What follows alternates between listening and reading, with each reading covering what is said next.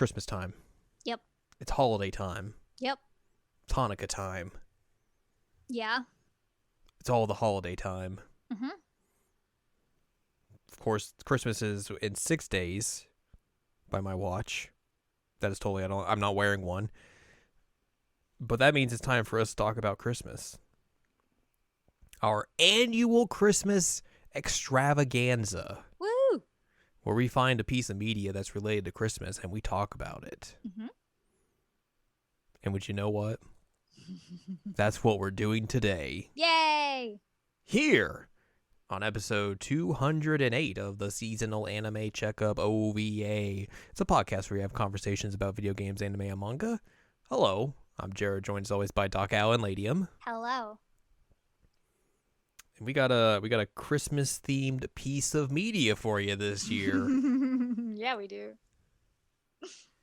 You know, we took a little bit of a detour last year and talked about a video game that's got some Christmassy themes to it. Did we talk about Snatcher last year? We talked about Snatcher last year. God, that soundtrack rules. Too bad it's the only thing that rules about that game. Your favorite Hideo Kojima game. Honestly, it probably is my favorite Kojima game. I said it as a goof, but it's not wrong. No, it probably is true. But now it's time to go back to the movies. Yeah. To the cinema. And there's a film that neither of us have found time to watch, but has become kind of a big. How would you describe this film in the conscience of people who enjoy video games and Japanese media? I feel like it's kind of a meme-ified movie at this point. I feel like it is too. And I mean, both of us are really big fans of the series. Mm-hmm. So I'm surprised that we haven't found time to watch it until now. But yeah, it's kind of been, I don't want to say ripped to shreds, but kind of just piecemealed into memes. Yeah. I think is a good way to put it. You usually see it around this time of the year. Mm-hmm. And that's about it. Yeah. And you only see a few parts of it around this time of year. True. We are of course talking about Gyakuten Saiban, aka Ace Attorney, the live action film adaptation. Yeah. That was released in 2012. Wow. This is based on the first game. Mm-hmm. And is a wild ride. This is directed by Takashi Miike, who has also done the JoJo's Bizarre Adventure Diamonds Unbreakable Part 1 film that we talked about last year or 2 years ago on Time's a Construct. Time's fake. Obviously, with the way this year's been, everything feels like 5 years ago at this point. It's true. So he did that. He also did the Yakuza film adaptation and has done just a bunch of other stuff as well. But those are the most kind of well-known things that he's done in terms of games and anime. Mm-hmm. So I think I feel like coming off of the JoJo film he did, we should have had an idea of how this film was going to be. We probably should have, but I did not expect what we got. This film is out of control. It is super out of control. It's insane. In the best ways possible. It's genuinely a good film. It is an enjoyable film. But it's so just off the wall bananas because he's all right, you know what? Ace Attorney it's a serious game about murders, but also there's just puns everywhere and just ridiculous things that happen. So let's just go full into this ridiculousness and make it happen. Yeah. I love it. He really leaned into let's make an actual adaptation of this as opposed to trying to ungamify it. And also not trying to make this into a serious drama. A grim dark version. Yeah, which you could easily have done with the way someone could have come into the series and tried to adapt it, but it very much feels like it captures the kind of tone and the silliness of those games where those games they're about crime, drama, stuff like that, but everything surrounding it is just ridiculous. Yeah. to the point where it borders on absurdity at some points. And this game is truly able to capture that in a way that I was not expecting in the slightest. Yeah, the movie does a great job of capturing that absurdity. It's so good. It's a whole lot of fun.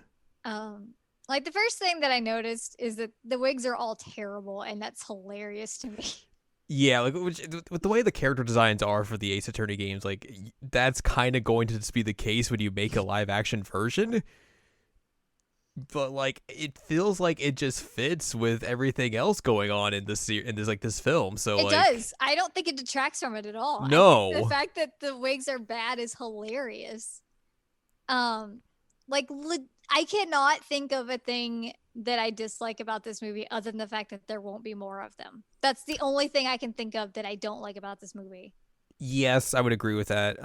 We'll get to that in a little bit. I think maybe as well, like it is a very truncated version of the first game. Yeah, because you only get the first two cases and the final case. And like you said, it's to be expected because this is like a 2-hour film. You can't fit everything into those 2 hours given how long that game is. So like, and they did references to the other cases, so it like a nod to, oh hey, you know, I know that these were here, I couldn't fit them in here, but like here's your references so that you know that like I didn't forget about them. Yeah, and they do take some liberties with some of the story elements. I don't think it necessarily detracts from the actual story itself, but like this isn't necessarily a super one-to-one adaptation where everything's going to be exactly the same. No. There's definitely some parts of it that are very different, mostly just I think for dramatic effect and all that sort of stuff to better fit the story they're telling here. Mm-hmm.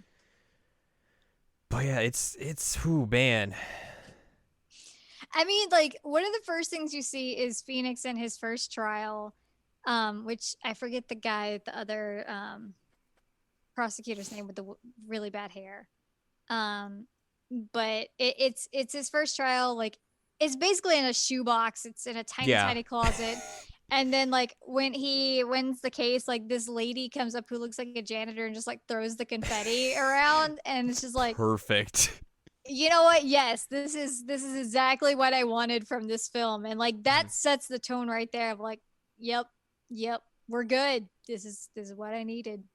They're able to capture like the way the courtroom is set up and everything to make it look very familiar to players who have played the game and everything, and like it like has like the same kind of tone of just like the murmurings of the crowd and everything, and just like the ridiculousness of like the objections and the holders and take dats and all that sort of stuff. And like the idea of like thumbing through your inventory is even kind of displayed here at times. Yeah. It's very, very wild. And displaying evidence. It's interesting because like the way they display evidence in this film is like it's very high tech, where like, you know, there will be like these screens just come out of the ceiling and like show like what exactly the evidence is and everything, and like zoom in on it so everyone in the courtroom can see and all that sort of stuff. Right. And that's essentially how they did it for the anime adaptation, where they would have like screens come down and like show like, here's the evidence so you can better see it for the audience in the courtroom and everything. So it's interesting to think like this film most likely inspired some elements that happened in the anime adaptation. Amazing. But like the best part is that, you know, like Phoenix will like slam his hands down on the desk like he does in the game, and then like the evidence will appear, and like that's a very good way to bring in like the gameplay element of like, I'm presenting evidence, this is what I do, here it is. Yeah, like it's great. And yeah, seeing Phoenix like drop papers on the floor and like shuffle through everything, I was like, oh god, that's how I am. There's a scene. Everything. There's a scene in like the middle of the film where Phoenix and Maya are investigating, and it's like them just going around and looking at garbage, which is like is very like indicative of like the player going around and like trying to click on everything and find exactly what the game wants you to find, and like it's a very just like perfect thing. It really is.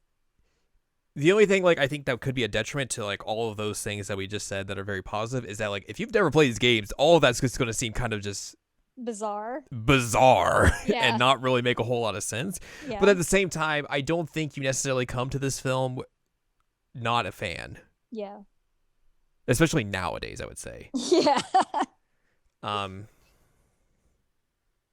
So yeah.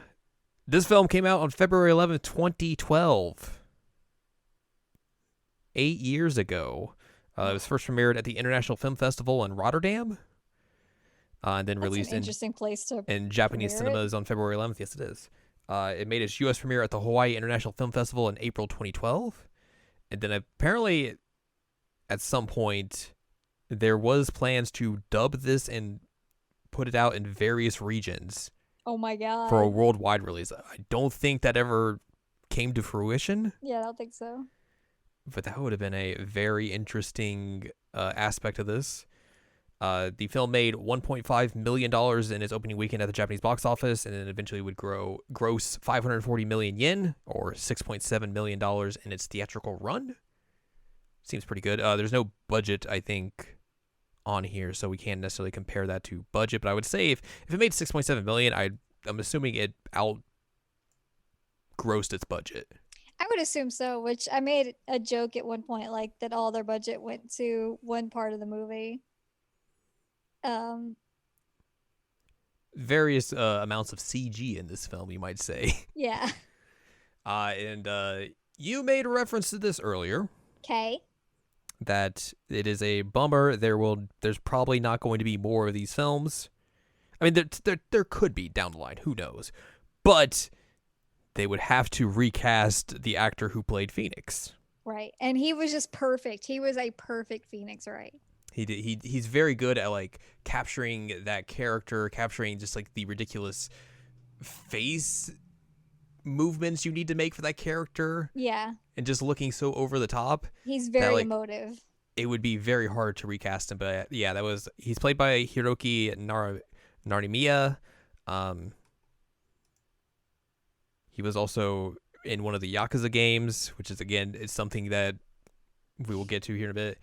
The weird thing about this movie and like its ties to the games is that like they got him and the woman who plays Maya to be recast as in the Leighton versus Phoenix Wright game in the Japanese dub. Mm-hmm. So they play their characters there, which is a very interesting way to do that. Yeah. But yeah, he's kind of not in the entertainment business anymore because on December 9th, 2016, amidst allegations, he sent a fax in 2016 to various television news channels announcing he was leaving the entertainment industry because there was a bunch of allegations that he was using cocaine. Man. He sent a fax in 2016. It's true. Obviously, like we've talked about this before, and other times this has come up. Like, if this happened here in America, people would just be like, "Oh, well, he just did coke. Who cares?" Right. In Japan, that's obviously a much bigger deal, to the point where they're like, "Hey, you're going to face a lot of consequences for this if you don't do anything about it." Yeah, like here you might face like a stint in rehab if you're a celebrity and you get caught doing coke, maybe. But like there it's detrimental. Yeah. So like he has not done anything since then. He hasn't shown up in anything. Eventually when Yakuza 4 came out on the PS4, they recast that character that he played. Man. And like I looked at his Wikipedia page, I was like, no wonder he did coke. Like he had a hard life. Mm-hmm. He's a man wants to do a lot of coke. Let him do a lot of coke. He's not hurting anyone else. No. But again, like the difference in just, cultural. So yeah. That is the thing. He should just come over here and be Phoenix Wright all the time. I wonder how that would if he would just move and go somewhere else, if how that would change things. That's a very open-ended question, but I don't know if anyone else has tried to do that and they were blacklisted or something, or blackballed. Yeah, who knows? But yeah, it's a shame because like you said, I think he plays this character perfectly, and it'd be hard to get another person to come in and play it as well as he does. Yeah, he just nailed it. Mm-hmm. He felt like Phoenix. Yes. Indeed, he did. Well, let's talk about the plot of this film. Okay. It is basically the plot of the first Ace Attorney game, so if you've played that, you know exactly what's going to happen here, for the most part. For the most part. Like you said earlier, they kind of begin this where Phoenix is doing his first case in this broom closet of a courtroom. It's just very grungy looking. He defends Larry Butts from murder, which they kind of, it's very brief that they go through that case, where it's like, did he kill this guy? No, the clock was wrong. Yeah, I mean, it's mainly set up to like introduce the character, introduce Larry, but also introduce the thinker. And also introduce Mia. Oh, yeah, Mia too. And then basically that kind of throws them into the second case, which is when Mia gets murdered. Maya's found. Phoenix finds her, and it's like, oh gosh, what's happened? My mentor has died. Oh no. Let me just touch the murder weapon a lot. Yes, a lot of people just love touching murder weapons in this movie. I was like, oh god, stop doing that. There we get our introduction to Gumshoe. Yeah. He's not as big He's in not this as big, film. but he actually really felt gumshoey by the end of it. I was like, all right, I can buy this. You made mention of like, oh, he's not that big in this, and I was like, the the only way you would be able to get a dude like that size to play him would be as like if you found some wrestler to play him, and then you're just sacrificing acting quality at that point probably to just to get the look right. Yeah, I mean, like the guy definitely pulled it off. Once I got over my initial like, oh wow, he's small. Small in comparison to Gumshoe. He's not an actual small person. He's skinnier. Yeah, he's definitely skinnier. But he pulled off the personality of it pretty well, so that was great. Also, we didn't even mention the fact that Phoenix has a sweet trench coat. Like, it's so stylish. Got a nice, very nice coat. It's very nice. Stylish. They got rid of the boob lady in the hotel across the way. Yeah, so she's just completely gone, and the main witness is Red White. And they also changed his character as well. Like, he's no longer like the CEO of like this company. He's just a photojournalist. Yeah, he's just like a grungy photojournalist. He's just a dude. He looks like he like goes to see The Cure a lot. So like that was an interesting thing. Yeah, he's just not as like gaudy. He's just I like my hair down and I'm just here.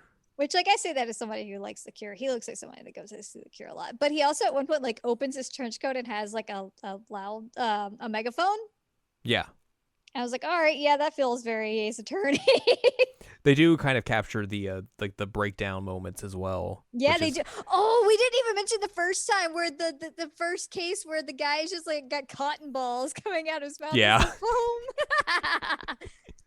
Which like if you're making this a adaptation of these games, you want the freak out moments that the characters have, and they do that pretty well here. Yeah, so his was like turning around and opening up his trench coat and yelling in a megaphone. It's pretty good. It's pretty good. But yeah, this is also where you get to see the introduction of Miles. They do like a little bit of like a backstory for him where like, oh, he's this, this up and coming prosecutor who basically wins by any means necessary. There's kind of some controversy surrounding him, but not enough to really do anything about it. But also when Phoenix has to go for this like big case where he's defending Maya, you really see how like the attorneys in this universe, because of how they've changed like rock stars. Yeah, because of how they changed the court system, is like they're just rock stars where like there's just gaggles of paparazzi just surrounding them as they go up the stairs to the courtroom. Like meet each other in the center like they're getting married. It's wild. It's just so over the top, but like it fits the very just ridiculous nature of this film. It's fantastic. Yes. But basically that case is essentially, the second case in the game. So like it kind of goes similarly to the second case in the game. So like, there's the whole deal about the glass lampshade, whether it's actually seen by the witness or not. And then the death note, quote unquote, not the notebook, but like the note that Maya allegedly leaves on a receipt Mia. that Mia's receives that says Maya on it, ends up being kind of the thing that cracks the case wide open. I did like that they said like you have the case in your hands, and he like looks at his hand and he's got the receipt and he's like, ah. I also did enjoy though that like one of the things that they did differently here is that Maya, like at the end of the case, like goes and yells at Red White and is like, why did you kill my sister? What is going on?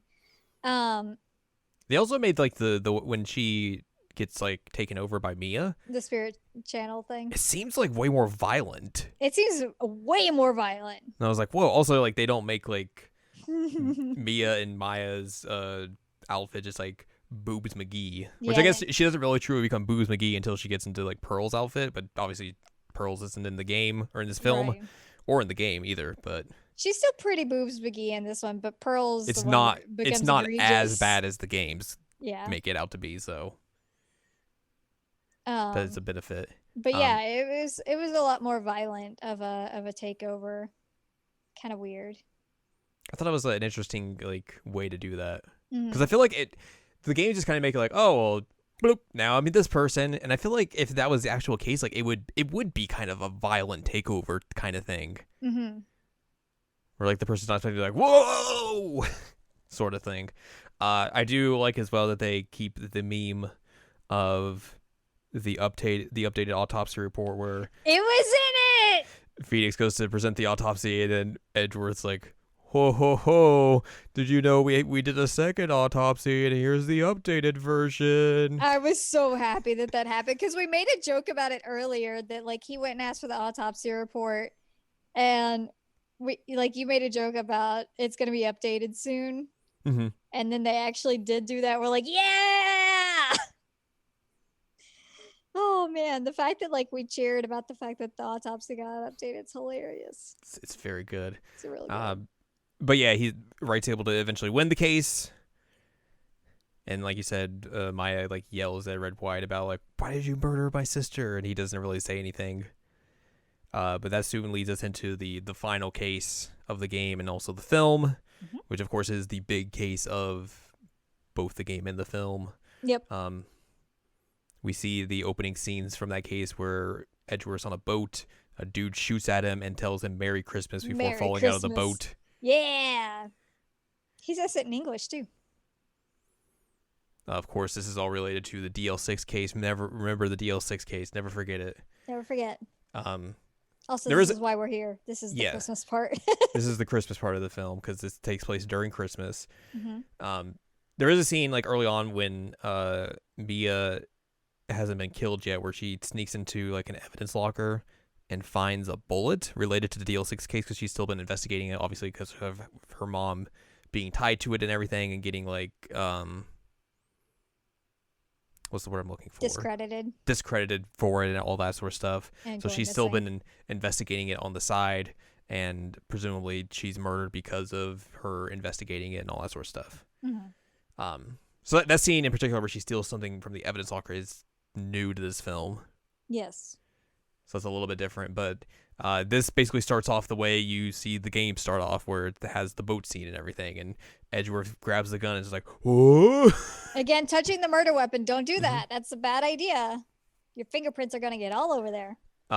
In the meantime, Phoenix has been like looking up stuff about this case because he finds out that, Mia's been investigating it herself, and he's like surrounded by all these books in the office, and Maya runs in and is like looking for him, and she spots him because like a few strands of his spiked hair is poking out from behind these books, and he's like, yep, turn the TV on. Also their office is like super fancy in this, whereas that is not the case in the game. There's no Charlie and it's very upsetting, but like their office is swanky. You don't really spend a lot of time in the office. So it wouldn't have made sense to include like, here's our plant. I just wanted to see a fake plant in the side. I mean, it's true. It's really all I wanted. I named my plant after it. Come on. You did. They watched a television report about Gordy. Gordy. And they're like, oh, hang on, we got to change the channel. And then they see a report of Edgeworth going to going to jail. You're like reporter switch off thing. Yeah, there's this weird. So like they're watching a news channel. And there's this reporter and like talking about the case and everything, and he runs off camera, and then the cameraman just stays with another reporter from a different channel. They're like, we'll just take this guy's report because our guy just walked off. He's just done. Like, what is going on? It was so good. So wild. Oh man.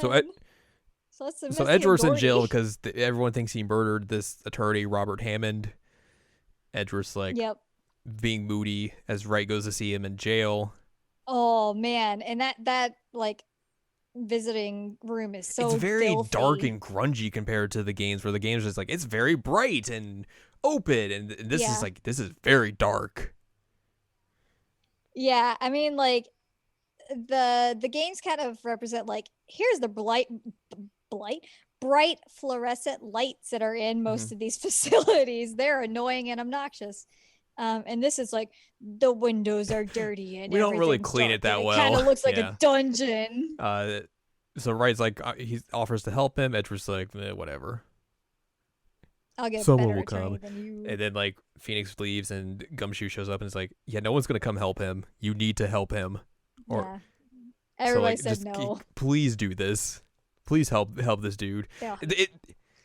I'll have a grudge. The weird thing about that scene that they have with Gumshoe and Phoenix is like they shoot it in like they're just like essentially it's like in a warehouse where like the back is lit up because like it's an opening, but everything else is just dark, so you just see them as like silhouettes. It's a very strange like choice, like cinematic choice to do that, and like I don't know how I feel about that.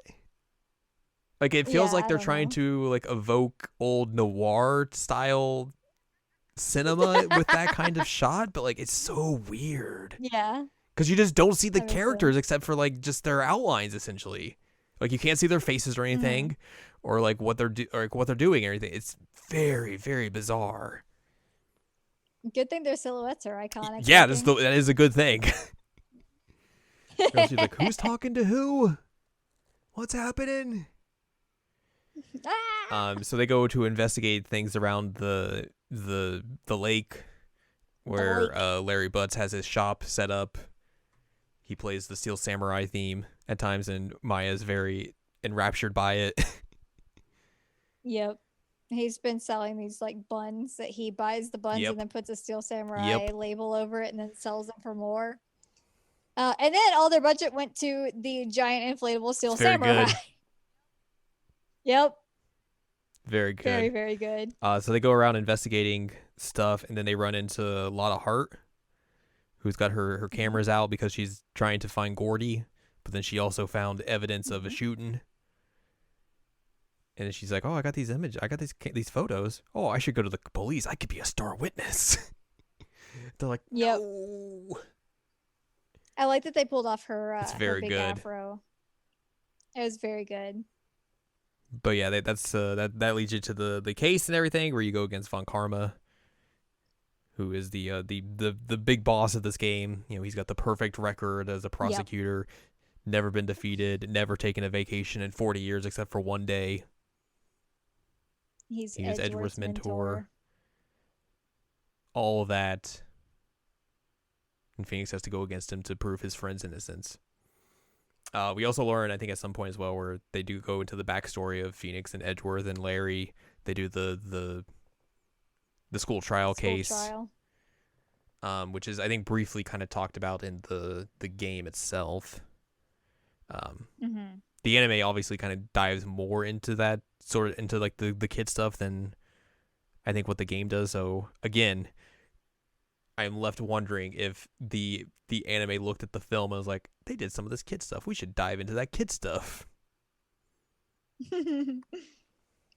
I love that like Tiny Edgeworth is just still in like his suit, but his suit is like shorts. He's like a fancy kid, but wearing his dang shorts. Everybody else is like, I'm in a t-shirt. Like, yeah, he would. He would. He would.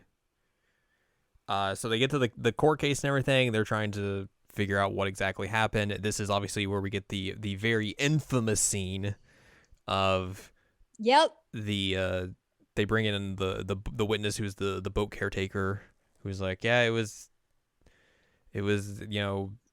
around midnight when this happened. I saw him coming. I saw the thing happen, or it's a lot of heart. She's investigating. She's like, yeah, it was like after Christmas and everything, doing all this stuff, and then like they get the photographs out and everything, and then Phoenix is like, when you talk about it being like before Christmas, don't you mean it was technically Christmas because of the time? And everyone just like falls over in the courtroom. Yeah, like their hair gets blown back. It's really very good. It's really good. It's just so ridiculous. Like everyone's like, why was that the first thing you came up with? Don't you have a sweater with that? Yeah, I have a Phoenix Wright Merry Christmas, ugly Christmas sweater. That's the most amazing thing I've ever heard of. Almost Christmas means it wasn't Christmas. Sure. That's just the law. So basically the point of contention for like the first day of the trial is like the photographs and everything, the 2 shots that are heard, and trying to determine exactly what happened because it's just photographic evidence for now. Eventually there is a discrepancy found and they're able to go investigate for a second day and all that. And I think this is where you kind of like see them just trying to find anything that they can. Mm-hmm. Poking and prodding around the lake, all that sort of stuff. Then they get to the second day where they bring in the boat caretaker who doesn't know his name, but he's just the boat caretaker. He doesn't have any memories from past 2 years ago, but he definitely heard Edgeworth walk by his boat place and was like, oh, I totally killed this guy. Yep, that was me. Yep. Miles is like, no, I didn't say that. And he's like, yeah, it was definitely that guy. He had the well, shoot, why am I blanket on the necktie? He like ascot the cravat. It was Cravat, flowing in the wind, and he's like, it never flows in the wind. I am so offended that you would say that my cravat would flow in the wind. Also, I didn't say that I murdered anybody. And then Larry just like runs out and is like, hey, that's not true. I got differing evidence. Because they eventually also find out that Gordy is just the exploded Steel Samurai balloon thing. Yep. So he's just like, yeah, I was out trying, and I stole a boat, went out to go find the Steel Samurai, and I was just listening on the radio. It was like around 11:30. I found it, brought it back to shore and everything, and then I heard a bang happen, but just one. I had my headphones on, so I only heard one, but that was it. And I know that it wasn't Christmas because the guy said Christmas Eve. He was like 30 minutes till Christmas, something like that. So like his testimony kind of like puts things into question again because everyone else had been saying 2 shots after midnight, and he's like, no, there was 1 shot before midnight. So they're like, well, what do we do with that? Also, like, we just need to mention that the guy who played Larry was perfect. He's just all over the place. I could not, like, hope for a better Larry Butts than this guy. Like, he really, really nailed that personality and just, like, the ridiculousness of high that dude. gremlin energy. High gremlin energy. Like, he did a fantastic job as him. Anyway, also, he had the stupid... It's true. Phoenix basically implies that maybe the boat caretaker is maybe the murderer here. Mm-hmm. But then they're like, hey, we should go bring him back for questioning. And he's like, oh, he's gone. He left. Whoops. Yep. So they're like, well, let's reconvene for the day, find him, and then we'll try and figure this out tomorrow. He goes and gets his bird from a coin locker. And thankfully, there was no babies in this coin locker this time. But there is a bird. No babies. There is a bird. Why does he keep his bird in a coin? I don't know. Maybe he just didn't have anywhere else to put it. Maybe. I mean, like, he could have just left it at home. Phoenix and Maya go to his house and try and find some evidence where they find a piece of paper that outlines the entire plot to pin the murder on Miles and everything. but then they get stun gunned, and the plans eventually just kind of disappear. They also learn that like, oh, did they find out here or maybe later? Regardless, he gets knocked out and then he loses the plans. He's like, oh crap, that's bad. Gumshoe is going to go find him. He brings out his full police force, which is just them walking, and then a car drives off without them. Yep, it's amazing. Very good. But then they come back to the court the next day and everything, and they still haven't found him. So the judge is about to render his verdict because they can't find him. So like, But then Gumshoe runs in at the very last moment with him and a bird. Yep. Found him. He found a bird. So Phoenix tries to kind of coerce him to like, oh, you're Yana Yogi. You're the person who was involved in the DL6 case. You know, you were sent instructions to do this because of you wanted revenge on Edgeworth and Hammond. And this is how you did it because your wife's dead and everything. Which that scene was like pretty haunting. Yes. Oof. He doesn't like admit it or anything until like he gets kind of broken down and then finally he's like, yes, this is who I am. This is what I did. Which like, did the bird thing come before that? Because he's trying to tie it to him because of Polly. Yeah, the bird thing does come before that, where they do the infamous, we are going to investigate the bird. But also before the judge renders his verdict, and before Gumshoe shows up, the blue badger just shows up and puts his hand over the gavel. He puts his hand over the place where the gavel hits, and he's just like, no.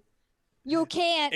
So it cuts to you see that it cuts to Gumshoe coming to the courtroom with Yanni and the bird, and then there's a reverse shot where you just see the blue badger hanging on like the judge's table or whatever you call it, and then the head falls off, and there's no one in the suit.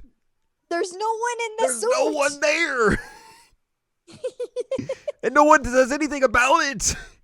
No one acknowledges the fact that the blue badger was there. No one acknowledges the fact that there was no one in the blue badger. It just happens, and I'm like, oh my god. So yeah, like we get the infamous, Phoenix is going to have the bird be cross-examined. And everything doesn't go great for a while until he says like, I'm sorry. And then the bird's like, I love you. Brah. And then that's when we get the scene of like what Yana Yogi went through during the whole thing, where he was basically told to plead insanity during the DL6 case, and then everyone just branded him a murderer because they didn't believe it. They like wrote all over his apartment that he was a murderer, and his wife couldn't handle all of that scrutiny and everything, and just hangs herself on the balcony. Yeah, so like he gets in and he opens the door and he sees like there's this like cloche over like his dinner, and he's looking around and he's like, all right, cool, she made me dinner, where's my wife? And then he like looks out the balcony and sees like her feet swinging. I'm just like, Jesus Christ, yikes. Whoop. Someone came to visit. He almost fell. So yeah, like that is a very dark scene for the tone of this movie. Very dark. That leads to Yanni basically confessing, saying like, yeah, this is what happened. I received this package. It came with his letter being like, hey, if you want to get revenge on Edgeworth and Hammond, do these sets of instructions, which included like take hydrochloric acid and burn your fingerprints so they can't point it back to you and everything. Call Hammond out, murder him, take his clothes, and then shoot at Edgeworth a bit and then fall off a boat. Also, we talked about this, but I'm pretty sure that like a lot of the bird interaction scenes were not scripted. Yes. Because there's some pretty funny moments that like there's one where like Phoenix is like near the bird, and the bird like gets on his shoulder, and he's like trying really hard to get it to go back onto the like stand. Like, come on, He's trying so hard. There's one where he's just like walking by it and like says something very loudly, and the bird's like, "Whoa!" And he's like, "Whoa, whoa, whoa!" The bird just like spreads its wings, and he like flinches from it, and but still has to like go through with his lines and stuff. Like it's very professional. Yeah, I mean, it's. I personally don't think that a lot of those were scripted. No. But they're hilarious, and they feel very Phoenix. Again, I don't know how you train a bird to be on film, but they did the best they could. There are like actor birds, yeah, but I just think that this one was maybe a little unruly. Yeah. But again, like it felt very in character, the things that did happen. Mm-hmm. Like him trying to get it back on the bench after it going on his shoulder, I was like, that feels very mm-hmm. Phoenix. Very Phoenix. Because he's like, come on. And he's like smiling at it. And him getting spooked by it also felt very in character. It's true. So that was good. But yeah, I don't think those were scripted. No.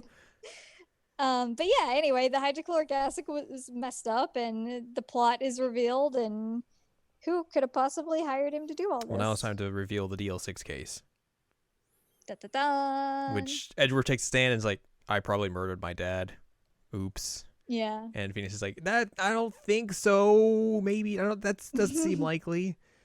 So he's like, well, you didn't kill this guy, but now we have to go back to yes. DL6. So they changed kind of how the DL6 incident occurs, where in the game it's like takes place in an elevator. And they all kind of get loopy and pass out and all that sort of stuff. And this, it is because Edgeworth's dad is trying to basically falsify evidence. He's in the evidence and locker. Then Yana Yogi catches him, and they get into a scuffle. Edgeworth eventually shows up as well, and he basically no, my dad. He gets a little loopy. He gets knocked a little loopy because he gets pushed back, and then he's gonna shoot Yana Yogi, but he throws the gun at him, and he thinks that he threw the gun, and it bounced off of Yana Yogi and ricocheted and went off and shot his dad because he heard a big scream and everything, and then he passed out. And he thinks this is exactly how it happened to this day. Definitely how guns work. Also, like, why is your reaction as a child when you have a gun to just throw it at someone? Because you're a kid. Yeah. Kids are dumb.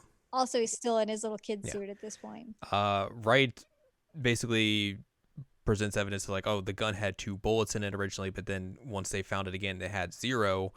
Where was the second bullet? Mm-hmm. Because there was no other bullets that left the scene and everything. So what happened? Eventually, it kind of becomes the thing of like, well, maybe someone else was there. Maybe someone else just walked away with the bullet and just kind of kept it in them. All willy-nilly. And that's where they start pinning it on Von Karma. This part is a little bit fast-forwarded through, because they kind of just like speed through like the bringing it up and then pinning it on him. Like there's kind of just like, hey, we think this is this. All right, now it's on you.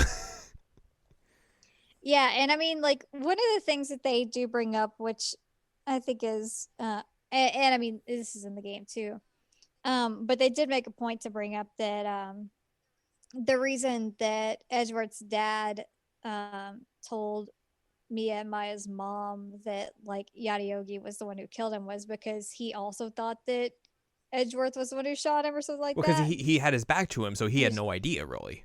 He was trying to protect him. He just thought, like, oh, I got shot in the back, so it had to have come probably from him. Yeah. But yeah, that was not the case. No. Anyway, but yeah, it becomes a thing of like, hey, you know, who was going up against him that day in court? It was you. Mm-hmm. You had one day off in your entire career, and it was coincidentally right around this time. And then they're like, oh, maybe you went to a doctor and got it out. And he's like, nope, there's no records of me going to a doctor. You can't prove that. I'm like, well, maybe it's just stuck in you. And he's like, well, you can't prove that. And then Larry's like, I got a metal detector with me. Don't worry, guys. He's like really terribly put together metal detector. And he's like, I don't consent to this. And the judge's like, well, if you don't consent to this, that's pretty much you say you're guilty. Yeah, like you're admitting you have a Yeah, bullet in so you if you don't they put consent. the metal detector up to him, and then, oh my gosh, there's something in his shoulder. Which I was joking. I was like, he needs to take off that giant metal like brooch in the middle of Mm-hmm. his shirt to not send this thing off. Apparently, But that didn't matter. no, but it's great because like you see him, like Phoenix is scanning him and he's starting to look like Mm-hmm. panicked, like, oh God, have I gotten this wrong? Have I gotten this wrong? Have I gotten this wrong? Then he goes up to the shoulder and he's like, aha, I wasn't wrong. There's a bullet in you. So And then we get to find about the fingerprints of a gun. we don't go as fully into detail as the game does, but like Phoenix is like, all right, well, let's go get the gun, and that'll prove like this. It'll probably prove like this is the same thing, and then lo and behold, oh, the gun's gone. Yep. So Phoenix feels like he's at his breaking point, and then he accidentally knocks over the Thinker statue, which is there, of course, and it breaks open, and inside is the evidence bag that Mia found. And there's and a hid bullet it, and that in was it. the bullet that killed Edward's dad. And they get it scanned and everything, and it reveals that like, oh, the evidence that Von Karma proved or showed in court the last time was falsified. There was a 0% Or match. before it was 100%. Mm-hmm. So eventually all of that kind of coalesces into Von Karma totally did it. And there's good scenes where like, as like from the metal detector all the way through this to like him getting taken away, so like you just start seeing him get more and more disheveled. Yes. As like he's totally going into like his freak out mode. They don't go full into it where like he's like bashing his head against the wood paneling behind him like in the game, but like he just starts to get more and more disheveled until he's eventually escorted he away. starts like pulling on his hair and stuff. And one thing that we forgot to mention that I think is a good detail is that the scenes from like the older cases, the technology that they show the evidence with is older, and like it's really good. It's like touch. big CRTs. Yeah, it's a really really good touch. But yeah, like the fact that he becomes more disheveled and more uncomfortable, and like he's fidgeting and he's touching his clothes and messing with it, like they were able to pull off his breakdown in a way that didn't physically harm this actor. It's a lot more subtle. Yeah. But yeah, they're able to figure all that out, put a final stamp on the DL6 case for good. Yay! And then Miles gets his not guilty verdict. Yay! Which they do the same thing where it's like a bunch of confetti falls down. And it's very good. There's a scene like after this where like Phoenix, Maya, Edgeworth, and Larry are just like kind of chilling in the audience area, and like you just see janitors like sweeping up all of the confetti. Yeah, and Maya at one point is like, but there's still one case that's not solved. Who was the one who stole the money? And like they start talking about it, and Larry says something about like, I needed like a few more yen for this thing, like I didn't think it was a big deal. Phoenix is like, Huh? What? It was you? Like the whole reason I went into this career because of you guys defending me, and it was you that did this. I need to rethink my entire life. And Larry's like, not my fault that you decided to do I gotta that. go. Like, this is your choice to become an attorney. Yeah, that was very good. That was real good. There's also a scene where Phoenix says he's gonna basically take up Johnny Yogi's case to get him acquitted of all the stuff from the DL6 case as well. Yeah. Him and Edgeworth kind of reconcile their differences fully. They don't go fully into the my feelings are complicated line that the game does. That's become very, I feel like, misconstrued over the last 15 years. I felt like it might have shown up in this because we were watching fan subs, and that would have been most likely just like fan subs just kind of sneaking in there, but they did not go that same route. It's unnecessary feelings is the phrasing. Although it does show them like again the rock star scenes of like, well, everybody's they do go crazy over Phoenix at this point too, and they like meet up at the stairs and like fist bump. Yeah, so like this does not go in the same direction that the game does, where Edgeworth leaves the country after the events of the first game. Because of his Yeah, unnecessary. and He has he to has to flee go the away. So like, country. he stays in the country, and they have more court battles and everything. Maya does leave and go home for training, Yes. so like that part stays the same, but the Edgeworth stuff is different, which I guess makes sense if Yeah. you don't want to doesn't necessarily put people's hopes up that you're going to make a sequel. You don't put that in there. Yeah. So, but yeah, that's basically how this film wraps up, where you see them both in court again, and Edgeworth back to his Edgeworthy ways, just being smarmy, and Phoenix is just like just panicking. Yep. As you do. You know, canon. Yes. But yeah, that is the Ace Attorney film. It ends also with a really annoying song. Which, speaking of songs, the music in this is really good. So they basically, there are like, they do pick and choose like various songs from the game soundtrack and just rework them for like a cinematic score. Yeah. And it's very interesting takes on the various tracks that they pick and choose here and there. So like, you will definitely like, hear like, the various courtroom themes, the various character themes throughout the film. And it's like, it's real like kind of fun take on those. That's not necessarily like, oh, we're gonna put in like the exact 1-to-1 game sound songs in here, but like for orchestrated versions of those songs, like they're real fun. They're real good. Yeah, that's it. They are real fun. Like, this was a really fun movie. I enjoyed watching this so much. Like, I would buy this. I had a blast watching this just from like the opening all the way through the end. Like, it was just so much fun. It was so good. It was super It's a shame that it never made like an international release. Yeah. It's a shame we won't get another one of these with this cast. Yeah. Because like, this is a really fun film. And like, some people dislike this film, and I don't understand why. I don't either. I guess you wanted like a super serious version of the Ace Attorney stuff, which if like you want that, I don't know what you're doing.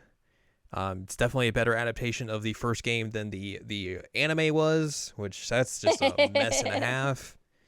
Oh boy, yeah, I had to stop watching that. But yeah, this is a very fun film. It is very fun. And I'm baffled it took us this long to watch it. Yeah, same. But yeah, that's Christmas for you this year. We got a little bit of Christmas and some murder, some moida. Almost Christmas Merry isn't Christmas. Correct. Merry Christmas. Pew. Pew. On a boat. So yeah, I think that's gonna wrap this up for this episode. Are we gonna talk anything about the Game Awards? Oh right, I forgot to talk about that at the beginning. Whoops.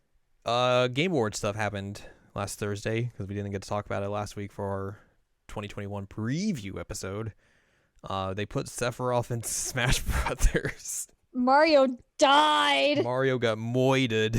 Got murdered.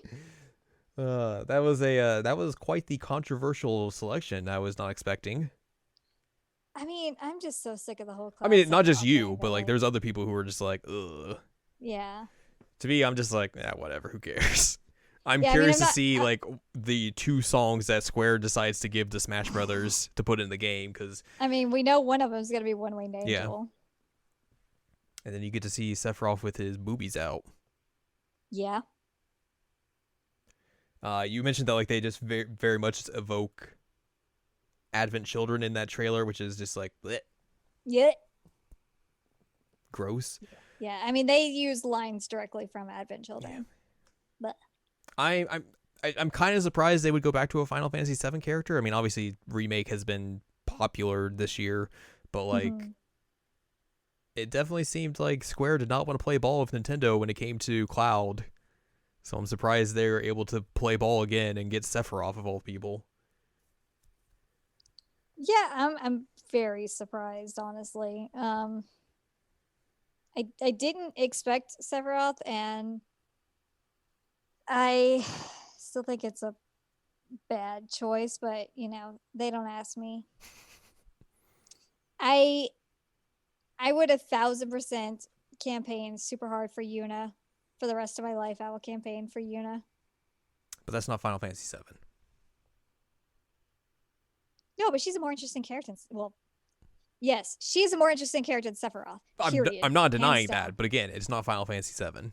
No, and Final Fantasy VII is their cash cow. And yeah. Nintendo's like, well, what if we just put a little Sephiroth in here? He's got a big sword. Yeah, he does. Oh, they'll put good music in that game. Final Fantasy VII soundtrack's good. Yeah, if it was me, I would make Sephiroth's Final Smash the One-Winged Angel, which is the wrestling move, the One-Winged Angel. he just basically just becomes Kenny Omega for a second and then hits the move, and that's it. Okay, so question. Yes. Do they put his actual theme in? No. Those Chosen by the Planet's such a better song. They'll just put one winged angel in, and that's it. That's Squirrel will be like, you guys want this one song? All right, cool. Here you go. That's it. Here, you can have the original version of it. You can have the Advent Children remix of it, and that's it. The end. Like I said, the Advent Children remix of it is really good, but like, Those Chosen by the Planet's such a better song. I would also like to make an amendment where Sephiroth's Final Smash is him doing the One-Winged Angel, and then he picks up a piece of materia and throws it at your face. Yes, that's what I was going to say. Is he throws the materia at your face. That's all I want. It's never going to happen, but that's it. No. The only interesting Sephiroth thing that has happened is when Kenny Omega wore the One-Winged Angel tights in wrestling. Oh my god. Wait, tights? Yeah. Oh my god, like I pants. Need to see this. Yeah, I know, but I need to see this. And I think he also came out sometime recently where he had a jacket with one wing on it. Can you imagine if Sephiroth, you know how Peach has the moveset where she can like pick up a turnip and throw it? Mm-hmm. Imagine if Sephiroth had a moveset where he picks up materia and throws it. Can you imagine that we're going to see Sephiroth with a super scope?